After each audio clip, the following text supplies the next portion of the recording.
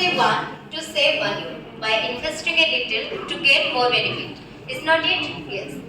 So a very heartwarming good morning to everyone. This is Priyadarshini Pandit from Nayagara Autonomous College from the Department of Physics.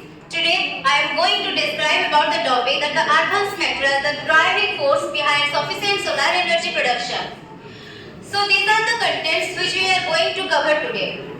Now moving towards our main topic, that is today's topic of our concern, that is solar energy. Now what is solar energy?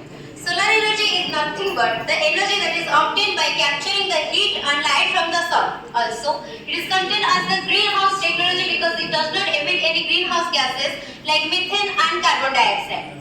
Now, the question is that why we need solar energy? We all know that 80% of our energy is coming from fossil fuel, but it is not safe for our society as well because it causes some hazardous air pollution, land degradation and landsliding. Also, it is not renewable. So to address all these problems, we use solar energy as it is renewable and does not cause any harm to our society. Also, according to the Worldometer, we run out of 47 years in oil and natural gas in 52 years and coal in 133 years because it is not renewable and it's not unlimited.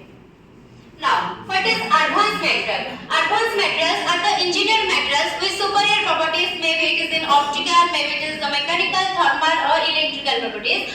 And why solar energy need them? As it has a stability, high stability. Also, it is cost effective. In a very low cost, we get more productivity. So, we use these advanced materials. Now, the thing is that we don't get energy from the sunlight directly. So, you have to go through some processes, some technologies such as photovoltaics. In photovoltaics, there are two types of layer. One is P-type layer, one is N-type layer. When we join this, that is P-N junction. When the sunlight falls on the solar panel, the P-type layer electrons get excited and moves towards the N-type layer and leaving a positive charge holes. So, the movement of these charges produce electricity. And second is concentrated solar power, in which we use the mirror lenses for focus sunlight and the solar thermal collectors absorb heat for domestic and industrial needs. Now, the science is developing day by day and the technologies are also developing day by day. So, on the basis of that, we have 4 generations of solar cells, that is first, second, third and fourth generation. In first generation, we use the traditional solar panel, that is the silicon solar panel of efficiency of 15 to 25%, and to develop it, we use the second generation, that is thin film solar cell, in which we use the amorphous silicon cadmium tellurium of the efficiency of 10 to 18%. Now, the most advanced generation which we use now, that is the advanced and emerging solar cells, in which we use the perovskite solar cells, quantum dots, organic photovoltaics, etc. of the 10 to 35% efficiency. Now, the fourth generation is supposed to be future planning, that is have the mixed combination of perovskite, silicon, carbon nanoparticles of the efficiency of more than 40%. Now, what is traditional solar cells? Traditional solar cells are nothing but it's the silicon solar cell of a higher efficiency and high manufacturing rate. The 90% of the silicon of our material are used in this solar panel. Although it has a higher efficiency, but there are some disadvantages that it's not flexible and it's not better tunability. That means it has a fixed number of barrier as I use the silicon like bulky materials. So to address all these problems, we use another advanced solar cell, that is perovskite solar cell of the efficiency of 15.9%. In perovskite solar cell, you use a layer of methyl ammonium layer iodide solution, in which this is very stability in air and its absorption coefficient is very high. Now, what is the structure of perovskite solar cell? Its stoichiometry is AFS3, in which X is the anion, that is chlorine, bromine or iodine. M is any type of metal or coordination number of 6, and A is the large cation that fills all the cubo-octahedral voids of the coordination number of 6 string. Now, that A can be a large metal like sodium, calcium, etc. Now, what is the preparation method of this perovskite? There are two methods. One is one-step coating and second is two-step coating. In one-step coating, we get the perovskite layer directly, but in two-step coating, we have to go through two processes.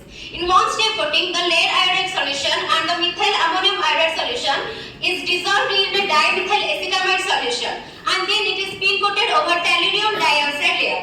Then we get the perovskite layer. But in the two-step coating, dissolve the lead iodide solution into the dimethyl furamate solution, and then it is spin coated over the titanium dioxide layer. Then secondly, the methyl ammonium iodide solution is dissolved in the isopropyl alcohol solution. Then it is spin coated over the lead iodide solution. By combining these two layers, we get the perovskite layer. Now, what is the working function of this perovskite layer? That is, we have to go through some steps like light absorption, excitation separation, charge transfer, charge collection, electric power generation. It has a iodine tin oxide layer, in which this is the conductive layer and the transparent layer. Then the second is the excitation layer, in which the charge electron transfer takes place. The perovskite layer, which is the core layer of the solar cell, in which all the transfer of the charges takes place. When the sunlight hits this layer, the electrons get excited and moves towards the electrode, leaving a positive charge hole. The whole extraction layer collects all the holes and transfer into the electrode. In the metal layer, the movement of all the charge particles takes place so that the electricity generates. But it has some future challenges, like we use the lead, the very toxic material in it, so you have to change it into a green material. Also, it does not sustain any temperature. Now moving towards another advanced cell, that is quantum dot solar cell. Quantum dot solar cell is a solar cell we use to address the problems in the bulky materials like silicon.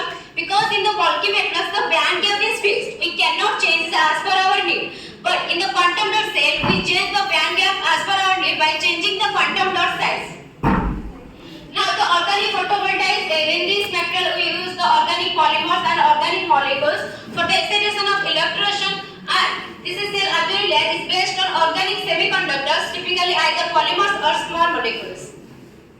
Now 5 is all use the organic solar cell because it is mechanically flexible, easy to process, and it is economically viable. That means it is cost effective and safer for environment. That means it does not leave any carbon footprint. Also, it is unlimited, available, and compatible.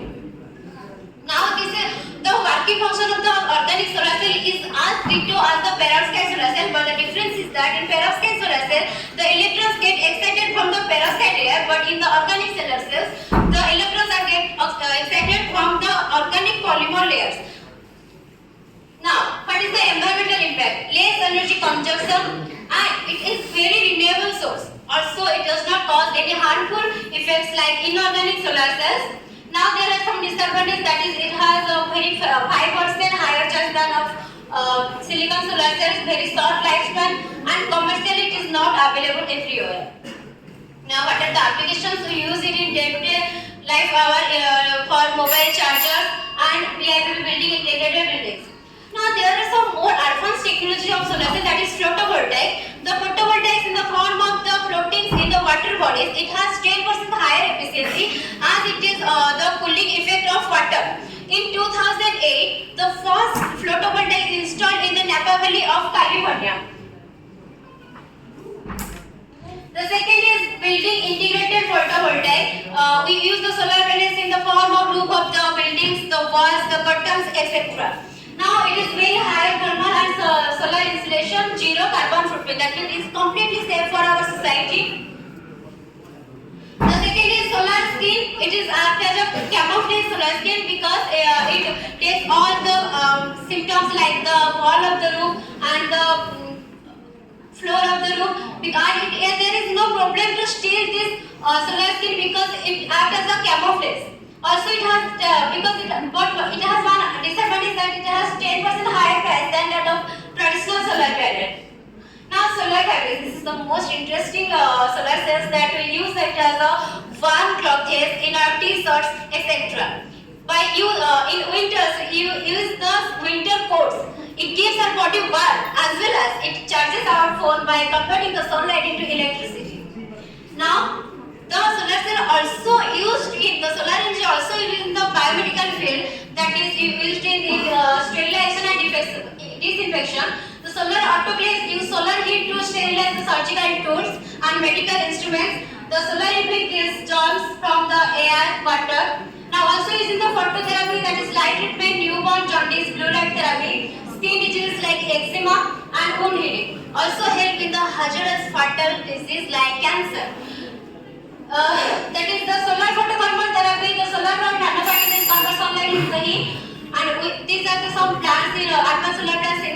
with this, I wind you up my session. Thank you.